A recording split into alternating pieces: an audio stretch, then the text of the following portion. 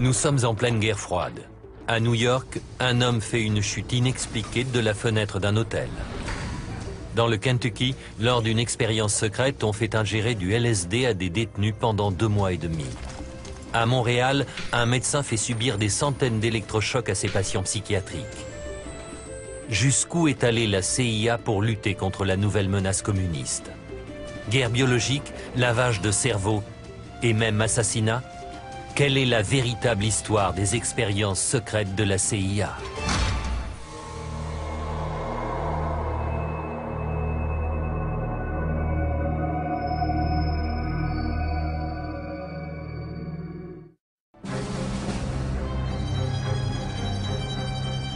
Manhattan, 1953.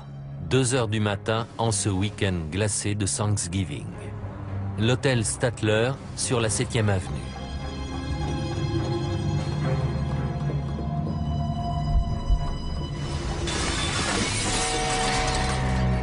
Un homme fait une chute mortelle du 13e étage. Le réceptionniste de nuit, Armand Pastor, se précipite sur les lieux. Je suis sorti, et là, j'ai vu un homme étendu près d'une cloison vitrée. Je ne pensais pas qu'il était encore en vie. Mais il était étendu, et il me regardait. Il essayait de me dire quelque chose. Il me regardait de façon très intense, les yeux grands ouverts. Et j'essayais de lui parler pour pouvoir comprendre ce qu'il voulait me dire. S'agit-il d'un suicide ou d'un acte plus effroyable? La victime est Frank Olson, 43 ans, chercheur en armes biologiques pour l'armée à Fort Detrick dans le Maryland. Ce que peu de gens savent, c'est que Frank Olson travaille également pour la CIA. La mort d'Olson n'est qu'une des pièces mystérieuses d'un puzzle bien plus complexe qui choquerait les Américains s'ils en avaient connaissance. Au lendemain de la Seconde Guerre mondiale, le gouvernement américain procède à de nombreuses expériences médicales secrètes dans l'espoir de gagner la guerre froide. Exposant à leur insu de simples citoyens à des agents biologiques et chimiques. Développant des techniques de manipulation mentale pour créer des assassins sous contrôle. Et planifiant même des assassinats de dirigeants étrangers. Quelle est l'étendue de ces expériences de lavage de cerveau? Comment la CIA s'est-elle retrouvée impliquée dans des recherches aussi poussées et inquiétantes?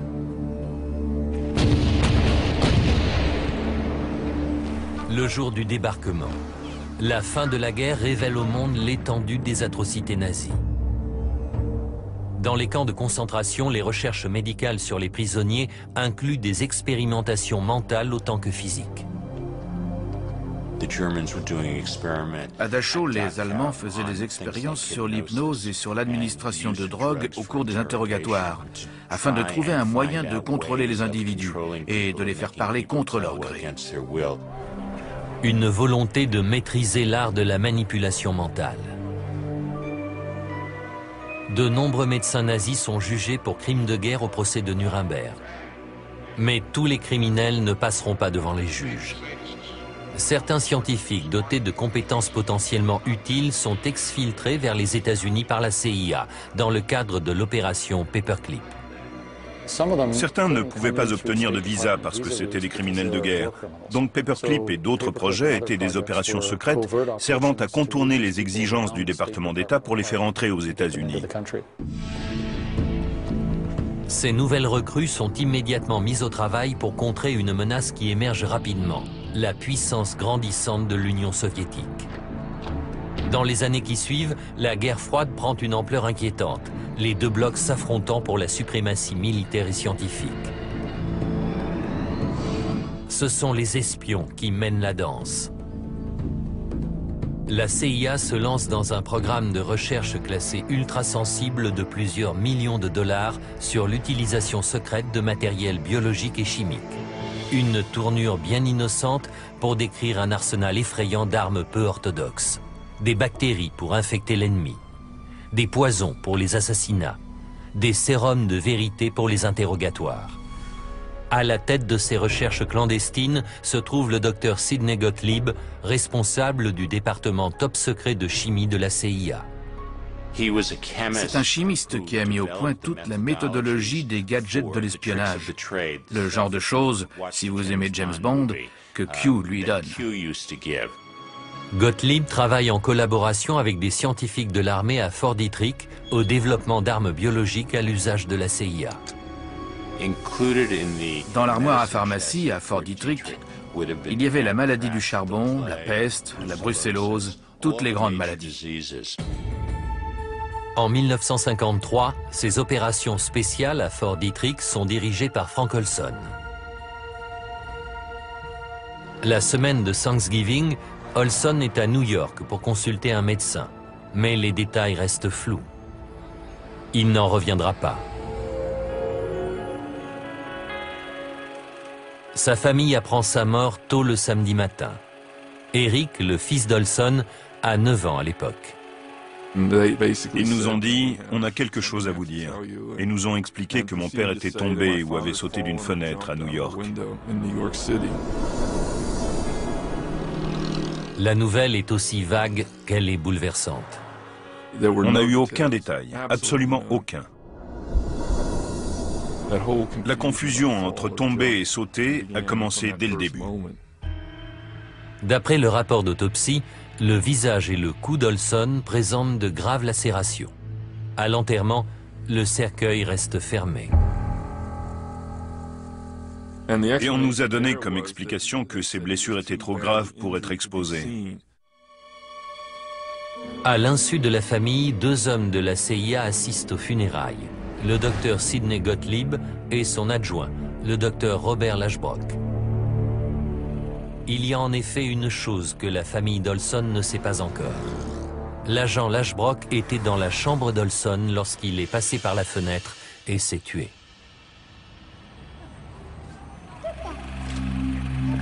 Les circonstances mystérieuses entourant la mort d'Olson soulèvent bien des questions. Certaines réponses sont enfouies dans ses activités secrètes pour la CIA. Olson est spécialisé dans les aérosols. Mais en 1953, sa carrière a évolué entre autres vers la recherche top secret dans le domaine de la guerre bactériologique.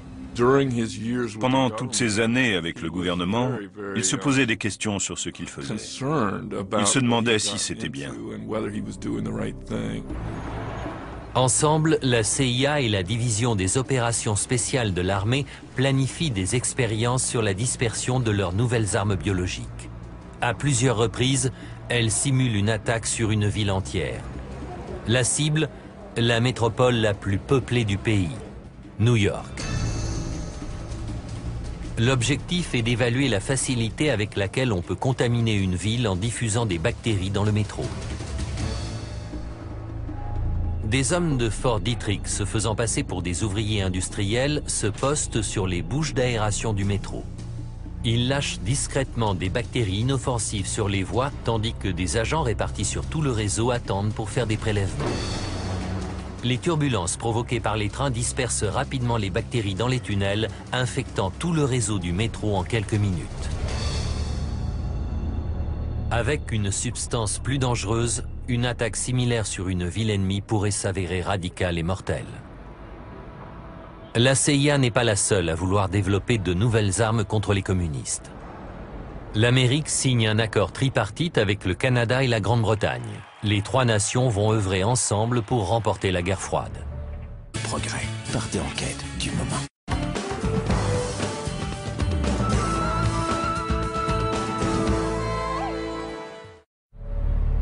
Les recherches britanniques sur les armes biochimiques ont lieu sur la base de Porton Down, au sud-ouest de l'Angleterre. Porton Down était à la pointe des recherches en biochimie dans les années 30 et 40. Porton Down était au courant de l'essai d'infiltration sur le réseau du métro new-yorkais. Il y avait un échange constant d'informations. Il était très courant de croiser un ou plusieurs scientifiques américains à Porton Down. En mai 1953, les chercheurs de Porton Down étudient l'une des substances les plus toxiques pour l'homme, le sarin. Les expériences sont menées sur des volontaires de l'armée, mais les jeunes soldats n'ont aucune idée de ce à quoi ils s'exposent. Sur le tableau, il y avait une feuille tapée à la machine qui disait « Appel à volontaires pour aider à la recherche d'un vaccin contre le rhume. Les participants recevront une prime. » Je ne connaissais rien aux armes biochimiques. J'étais incroyablement naïf. En se portant volontaire, Ken Earl devient malgré lui un cobaye dans la guerre contre l'Union soviétique. Le 4 mai à Porton Down, lui et 5 autres aviateurs sont conduits dans une petite salle par 2 techniciens. Les 2 hommes nous ont dit de relever notre manche gauche pour exposer notre bras gauche. Les 2 hommes ont alors pris 2 morceaux de tissu et nous les ont scotchés sur l'avant-bras.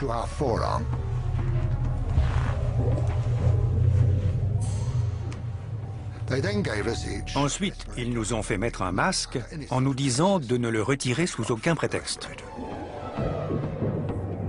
Et ils ont refermé la porte sur nous.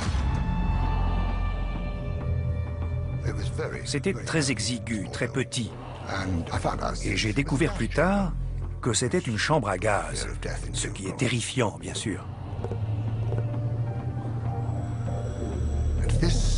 Un technicien, avec un flacon et une pipette, a fait le tour des volontaires et il a déposé sur le tissu 20 gouttes sur 2 rangées. C'était un liquide transparent. J'ignorais ce que c'était. Je n'ai posé aucune question. Le liquide transparent est du sarin, un agent neurotoxique. Il est rapidement absorbé par la peau et les effets sont immédiats. J'ai fait une crise de claustrophobie. Je n'avais jamais ressenti une telle terreur à l'idée d'être enfermé et de ne pas pouvoir respirer correctement. J'avais l'impression d'étouffer. Je transpirais abondamment. Et ça m'a vraiment rendu malade. Aujourd'hui encore, j'en fais des cauchemars. Au bout d'une demi-heure, on nous a laissé sortir à l'air libre, suffocant, crachant et trempés de sueur. C'était un magnifique matin de mai, ensoleillé, un vrai bonheur. Quelle merveille d'être en vie. Les dossiers correspondants désignent clairement le but de l'expérience: déterminer la dose mortelle de sarin. Les chercheurs obtiennent vite une réponse. 2 jours plus tard, un autre groupe de 6 hommes a subi la même expérience. Assis à ma place se trouvait un jeune homme de 20 ans, Ronald Madison. Et il est mort en l'espace de 45 minutes de la mort la plus horrible qui soit. Il écumait. L'ambulancier a dit qu'une mousse translucide lui sortait de la bouche. Une mort horrible. Si l'on en croit les dates sur son passeport et ses visites précédentes à Porton Down, il est fort probable que Frank Olson ait été témoin de cette expérience fatale. Selon le journaliste d'investigation Gordon Thomas, Olson aurait fait part de ses inquiétudes à un certain William Sargent. Le Dr Sargent était le psychiatre le plus éminent de Grande-Bretagne. Il dirigeait le service de psychologie clinique à l'hôpital Saint-Thomas. Durant la guerre froide, les services secrets britanniques et américains font appel à Sargent en tant qu'expert. C'est lui qui déterminait si nos agents du MI5 ou du MI6 étaient fiables, s'ils risquaient de trahir ou pas. Frank Olson raconte à Sargent ce qu'il a vu à Porton Down. Il a dit « j'ai vu des choses qui ne devraient pas exister ». Sargent a des doutes concernant Olson. Peut-on encore lui confier des programmes de recherche top secret de la guerre froide? Été 1953, la guerre de Corée touche à sa fin. Des nouvelles choquantes envahissent les ondes. Des pilotes américains faits prisonniers confessent avoir largué des bombes bactériologiques sur la Corée du Nord. The germ bombs were loaded 15 minutes before our mission, while ordinarily our aircraft were loaded 2 hours or more before a mission. Les États-Unis démentent formellement ces accusations.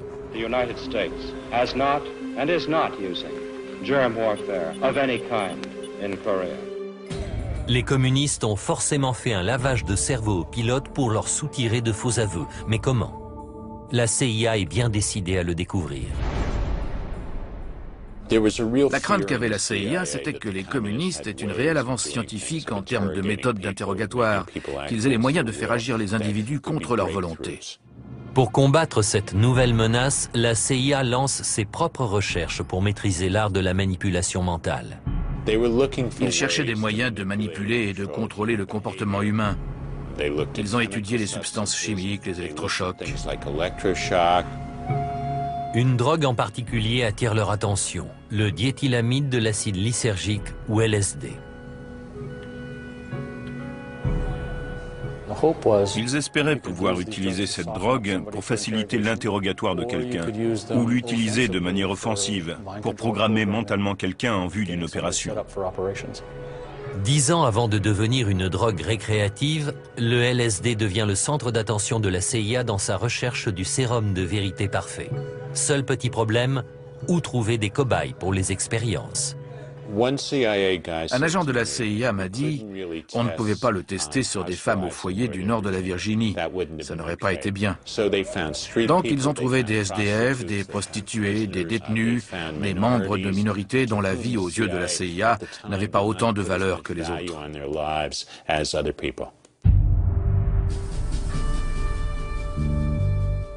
Au Centre fédéral de recherche sur les addictions de Lexington, dans le Kentucky, le docteur Harry Sisbell est engagé par la CIA pour étudier les effets d'une exposition prolongée au LSD.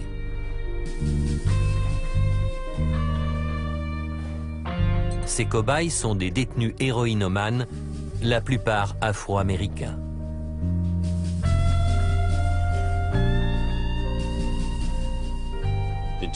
La méthode était incroyablement approximative. Ils prenaient des détenus volontaires à qui ils donnaient du LSD dans le cadre de l'expérience et ensuite de l'héroïne pour les récompenser. Dans l'une de ces expériences, les détenus reçoivent des doses croissantes de LSD pendant 77 jours d'affilée. Pour le docteur Isbell, il s'agit là de la plus incroyable démonstration de tolérance à la drogue qu'il ait jamais vue. Toutes ces expériences vont à l'encontre du sens commun et de l'éthique médicale. On a du mal à imaginer que des médecins puissent faire des expériences sur des toxicomanes en leur donnant des hallucinogènes et en les récompensant de leur participation avec des drogues pour entretenir leur addiction. Mais c'est vraiment arrivé, nous en avons la preuve. Aux quatre coins des États-Unis, des institutions acceptent de mener des recherches pour la CIA, désireuses de servir leur pays dans la lutte contre le communisme. Tandis que la CIA étudie les effets du LSD sur les individus, l'armée poursuit ses propres recherches pour manipuler des bataillons entiers. Cette expérience sur les drogues hallucinogènes a été filmée à l'arsenal d'Edgewood dans les années 50. On leur donnait du LSD et on leur donnait l'ordre de marcher en formation. Et au lieu de rester en formation, ils partaient dans tous les sens, ils riaient, faisaient les pitres, complètement désorganisés. L'armée recherchait une drogue qui pourrait rendre l'ennemi inoffensif pendant un certain laps de temps sans le tuer. Et au départ, le LSD semblait la drogue idéale dans cette optique. À lire dès samedi dans la presse.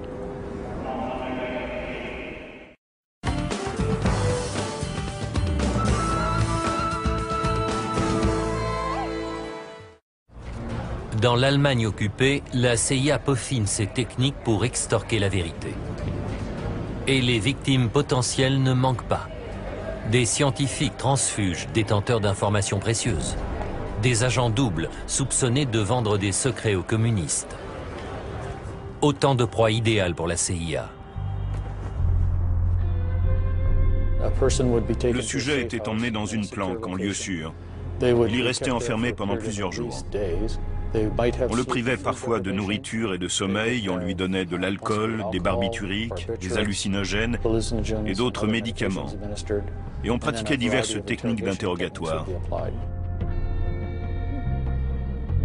Afin de tester au mieux ces techniques, la CIA doit pousser les interrogatoires jusqu'au bout.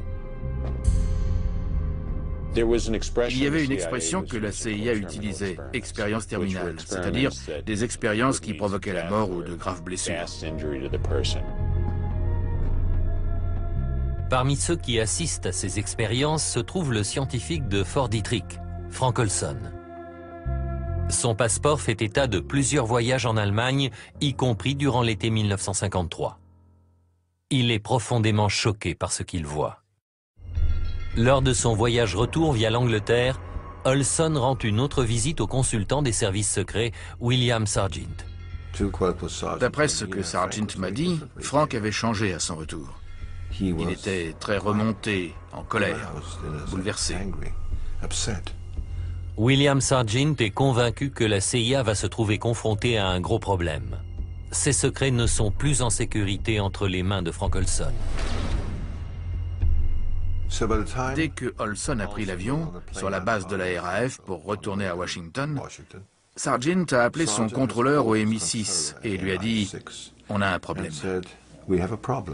L'information a remonté tous les échelons pour finalement atterrir à Washington. Alice Olson remarque que son mari a changé à son retour. Ce dernier été, quand mon père est revenu, ma mère savait qu'il était bouleversé. Olson a probablement assisté à des expériences ultra secrètes dont peu de gens ont connaissance, même au sein de la CIA. Frank Olson avait emmagasiné tout un tas d'informations sur des sujets top secrets concernant les armes et substances biologiques. Et de ce fait, il aurait représenté une menace sérieuse s'il s'était mis à en parler publiquement. Sidney Gottlieb, responsable des recherches sur la manipulation mentale, est le seul à connaître l'étendue des connaissances d'Olson. Si Olson a livré des secrets d'État, Gottlieb doit absolument le découvrir. Il décide de mener une petite expérience de sa propre conception. Deep Creek Lodge, dans le Maryland, le mercredi 18 novembre 1953. Frank Olson et 6 de ses collègues des opérations spéciales à Fort Detrick assistent à une réunion clandestine. Ils sont rejoints par leurs homologues de la CIA, dont Sidney Gottlieb et son adjoint Robert Lashbrook. L'invitation que nous avons encore, bizarrement, décrivait le scénario de couverture, à savoir un groupe de journalistes pour magazine Chasse et Nature qui se retrouvent dans les bois pour parler de leur métier. D'après les documents de la CIA, après le dîner le jeudi soir, Gottlieb verse une petite dose de LSD dans une bouteille de Cointreau. D'après ce que m'a dit Gottlieb quand je l'ai rencontré, ils étaient inquiets. Si un scientifique était kidnappé par les communistes et qu'il était drogué par l'ennemi, est-ce qu'il livrerait des secrets ? Et il voulait faire un test en organisant cette réunion et en droguant les participants. Et mon père faisait juste partie de ceux qui ont été drogués.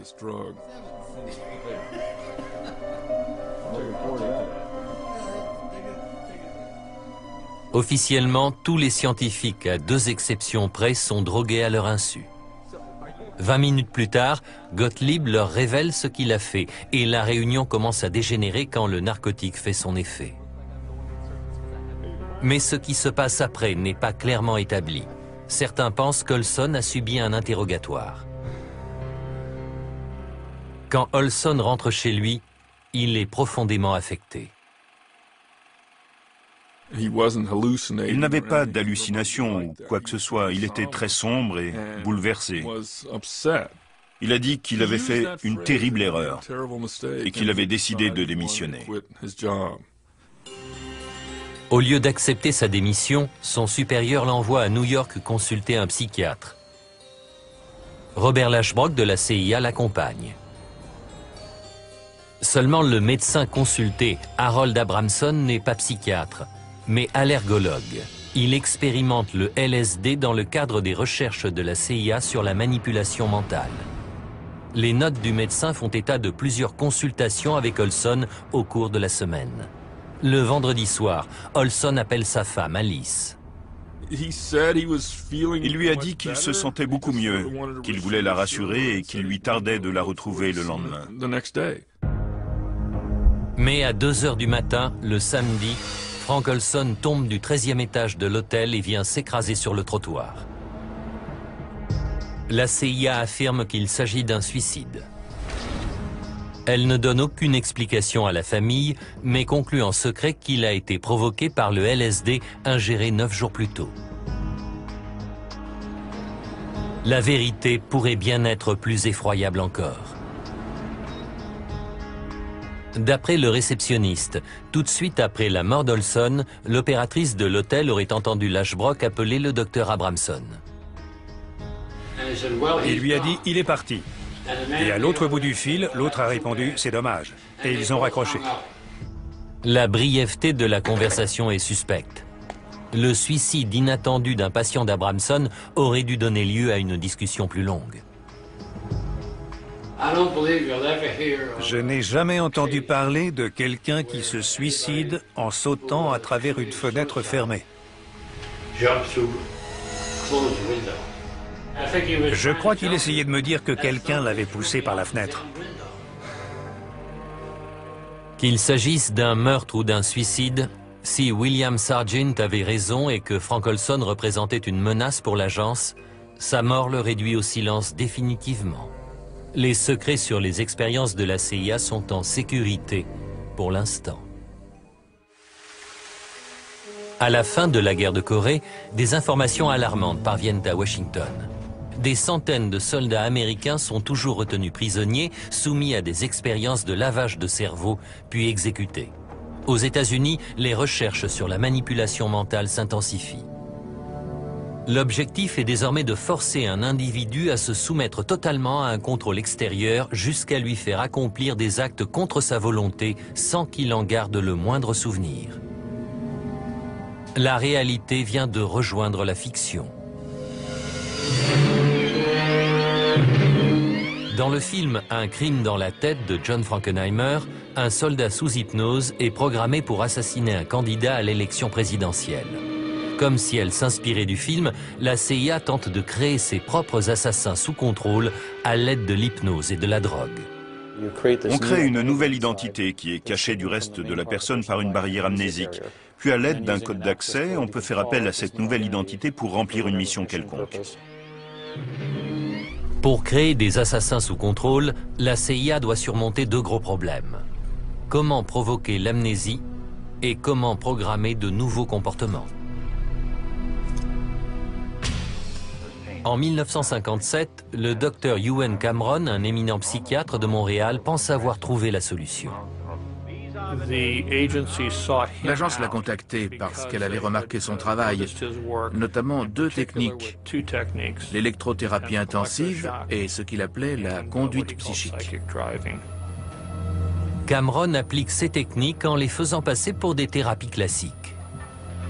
C'est difficile de décrire à quel point les techniques proposées par Cameron et financées par notre gouvernement étaient horribles et abjectes.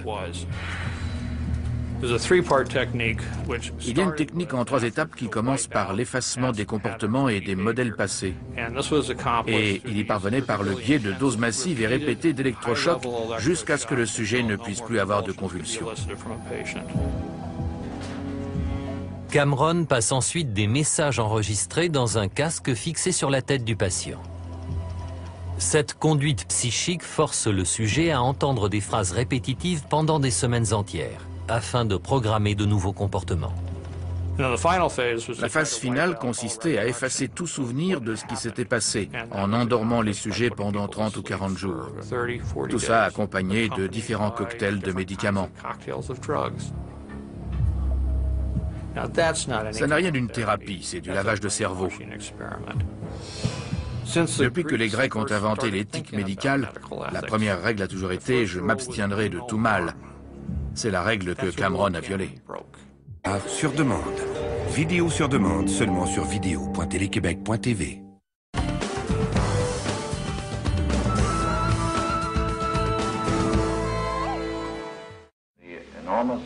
Pendant 4 ans, la CIA financera entièrement le travail de Cameron dans l'espoir de mettre ses techniques à profit pour créer un assassin programmable.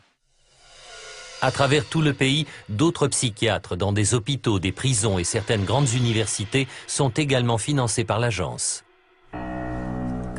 Toutes les techniques possibles de lavage de cerveau sont explorées. L'une d'elles en particulier occupera l'agence pendant des années. L'hypnose. L'objectif que visait la CIA, c'était de pouvoir donner à quelqu'un sous hypnose l'ordre d'assassiner quelqu'un d'autre, comme dans le film Un crime dans la tête. Mais l'assassin ne doit pas se souvenir de ses actes. Vous pouvez prendre un individu lambda, lui faire suivre un entraînement et l'envoyer au combat tuer l'ennemi. Le but de l'hypnose, ce n'est pas que le sujet appuie sur la gâchette, c'est qu'il ne s'en souvienne pas. Comme ça, s'il est capturé et interrogé, il ne peut rien dire. On sait aujourd'hui de sources sûres que l'agence envisage l'assassinat sous hypnose pour un homme en particulier, Fidel Castro. Au début des années 60, plusieurs assassins potentiels sont sélectionnés pour être programmés, mais toutes les tentatives d'hypnose échouent et le projet est rapidement abandonné. Puis en 1968, un assassinat ébranle l'Amérique qui a toutes les apparences d'une opération sous hypnose. Selon certains, c'est l'œuvre d'un assassin programmé, hypnotisé par la CIA.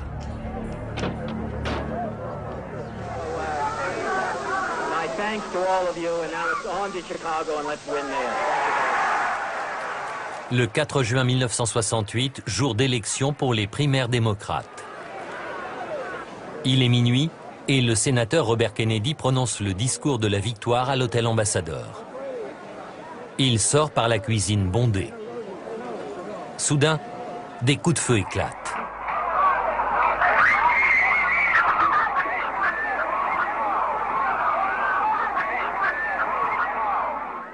« 26 heures plus tard, Robert Kennedy est déclaré mort.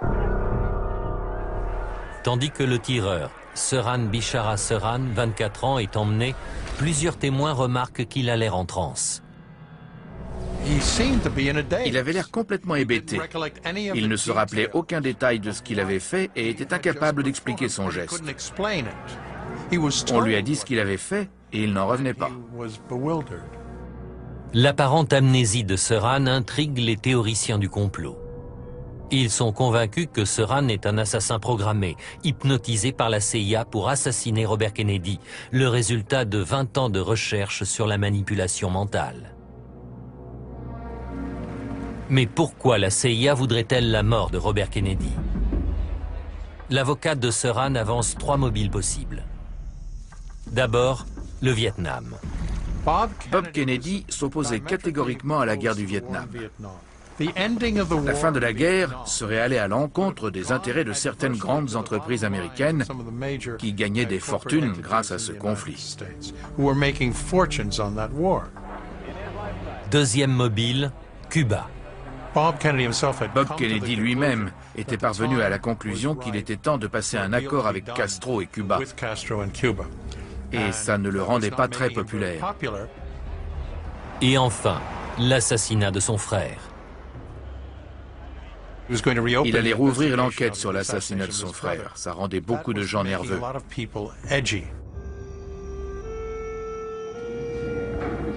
Les théoriciens du complot pensent que Sirhan a été hypnotisé par la CIA. Sirhan, sous hypnose, aurait alors brandi son pistolet, mais n'aurait pas tiré les coups de feu fatals.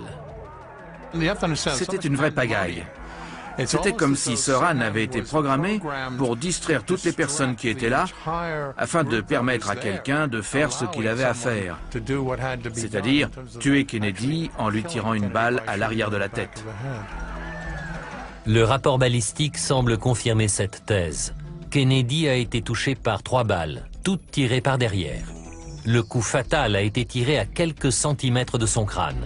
Or, à aucun moment, Sirhan ne s'est trouvé aussi près. Tous les témoignages le placent à au moins 1 mètre de Bob Kennedy, face à lui.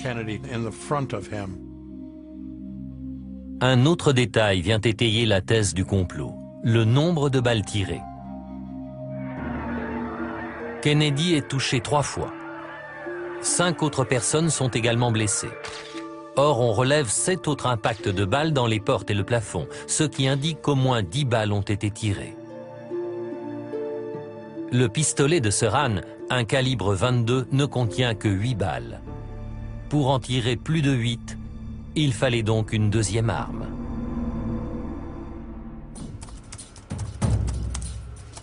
L'historien Mel Hayton a passé plusieurs années à enquêter sur l'assassinat. Hayton pense que Sirhan pourrait avoir tué Kennedy à bout portant par derrière, même en se tenant à 1 mètre devant le sénateur. Quand Kennedy traverse la cuisine, dans la foule, il se tourne vers sa gauche pour serrer la main aux employés de la cuisine. Kennedy tend le bras droit, présentant à Sirhan son flanc droit comme cible. Et Robert Kennedy a été touché sous l'aisselle parce qu'il a levé le bras en réaction pour se protéger. Et ensuite, la trajectoire des balles suit la tête de Kennedy tandis qu'il s'écroule par terre.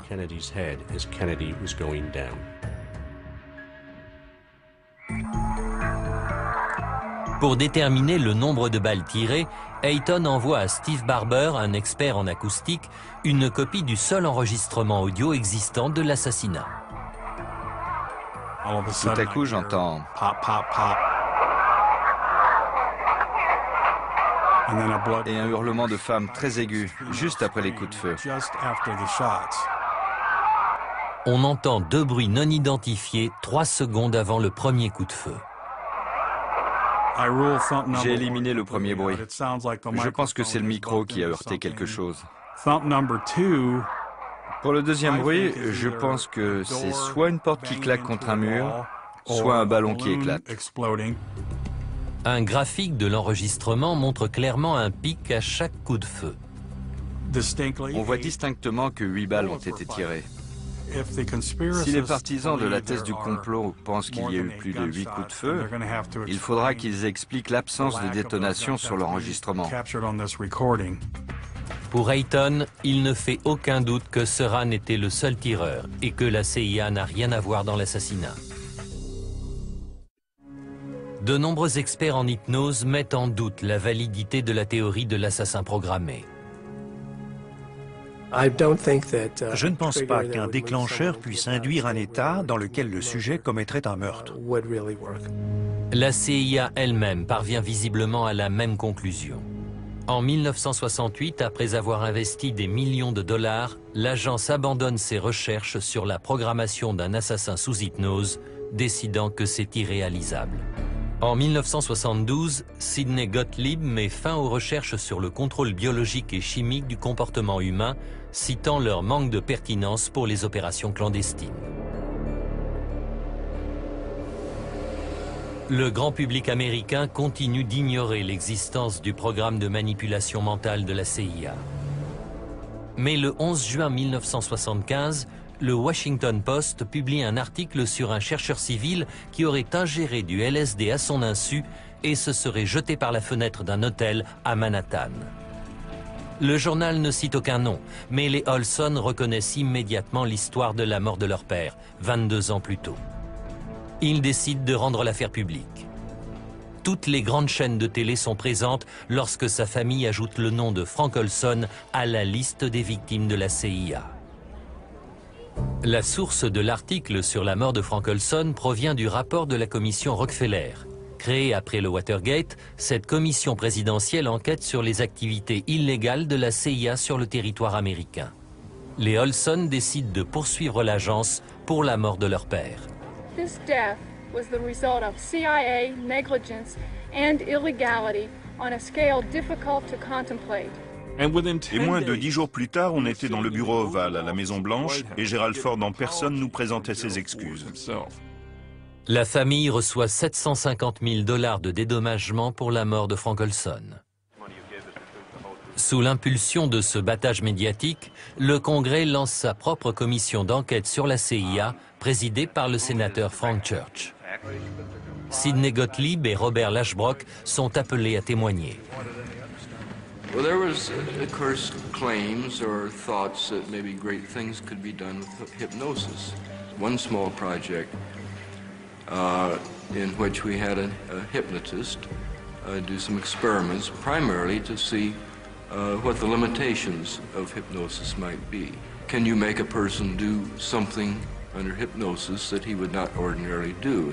Ces révélations font l'effet d'une bombe.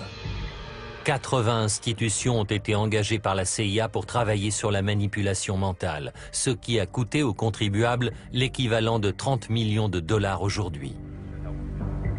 La commission conclut que l'agence a fait preuve d'un mépris fondamental pour la valeur de la vie humaine. L'ancien directeur de la CIA, Richard Helms, révèle qu'en 1973, il a donné l'ordre à Sidney Gottlieb de détruire tous les dossiers concernant les expériences de manipulation mentale. Mais certains ont échappé à la déchiqueteuse. Vous pouvez être sûr que dans n'importe quelle agence gouvernementale, il y a toujours un comptable quelque part qui a un double des documents. Et les documents financiers contenaient les descriptifs des programmes et les propositions de projets. Parmi les dossiers rendus publics par la CIA se trouvent plusieurs mémos internes écrits immédiatement après la mort de Frank Olson. Les documents décrivent l'incident de Deep Creek Lodge comme une expérience anodine, avec des doses minimes de LSD visant tous les hommes présents à l'exception de 2. Apparemment, aucun participant n'aurait eu de réaction anormale à la drogue. Mais il y a aussi un mémo du consultant pour la CIA, Harold Abramson, qui a vu Olson la semaine suivante. D'après lui, l'expérience a été mise sur pied dans l'intention spécifique de piéger Frank Olson. Ces versions contradictoires vont hanter Eric Olson de longues années. Il est convaincu qu'il y a eu acte criminel. Dans sa quête pour la vérité, il se tourne finalement vers le seul homme en qui il peut avoir confiance, son père. Quand l'appel a commencé à creuser, c'était un matin au début du mois de juin 1994. Et je me suis dit, enfin, on va l'ouvrir. L'exhumation est supervisée par un expert en médecine légale, le professeur James Stars. Le corps était, si je puis dire, remarquablement bien conservé. Un détail lui saute immédiatement aux yeux. Il n'y avait aucune trace de lacération sur le visage et la tête. Ce qui est en totale contradiction avec le rapport d'autopsie et la version racontée à la famille. Et il y a autre chose que la CIA ne tient pas à ce que les Olson découvrent. Le crâne présente un gros hématome au-dessus de l'œil gauche, bien visible, et pourtant absent du rapport d'autopsie. Or, Olson a heurté le sol les pieds en avant, puis est retombé en arrière. C'est peut-être parce que, comme on le soupçonnait, quelqu'un l'a frappé à la tête pour qu'il soit dans l'incapacité de se défendre. Puis, l'inévitable s'est produit, il l'a poussé par la fenêtre. Si c'est le cas, Frank Olson a été assassiné. Au cours de son enquête, Eric Olson fait une découverte troublante. L'année même de la mort de Frank Olson, la CIA publie son premier manuel d'assassinat.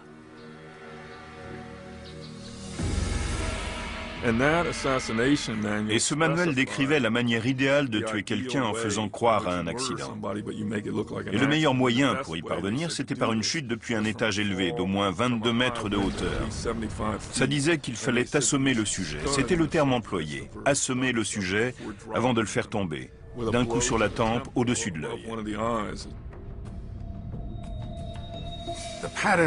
C'est un mode opératoire qui colle parfaitement à ce que nous avons découvert et interprété d'après les restes du Dr Olson. Je pense que Frank Olson a été intentionnellement, délibérément et de manière préméditée poussé par cette fenêtre. Mais le journaliste d'investigation John Marks n'est pas de cet avis. J'ai passé énormément de temps à enquêter sur le sujet. Je n'ai jamais trouvé la moindre preuve indiquant qu'Olson ait été poussé par la fenêtre. Il faut se rendre à l'évidence. Quand on fait ce genre de travail illégal, immoral et top secret pour le gouvernement, on doit être prêt à en assumer les conséquences, à savoir se débarrasser des gens qui posent des problèmes. Et le meilleur moyen, c'est de faire croire à un suicide. Dans sa lutte contre le communisme, le gouvernement a bafoué les droits de nombreux individus. Lorsque le professeur Stars interroge Sidney Gottlieb à propos des expériences secrètes de la CIA sur des cobayes humains, celui-ci répond que si c'était à refaire, il recommencerait. Il m'a dit, vous ne vous rendez pas compte que j'avais la sécurité de notre pays entre les mains. Pendant la guerre froide, presque tout était justifié, et si vous étiez contre, vous n'étiez pas un patriote. Dans le climat de la guerre froide, comme dans toute l'histoire de l'humanité, le modèle qui prévaut, c'est que la guerre, c'est l'enfer, et qu'il faut faire beaucoup de choses terribles et que beaucoup de gens meurent et souffrent. Mais on se justifie en disant qu'on le fait pour protéger l'Amérique. C'est le lien qui nous unit en tant que culture. Qu'est-ce qui est justifiable au nom de notre sécurité? Les atrocités médicales sont-elles justifiables? Visiblement.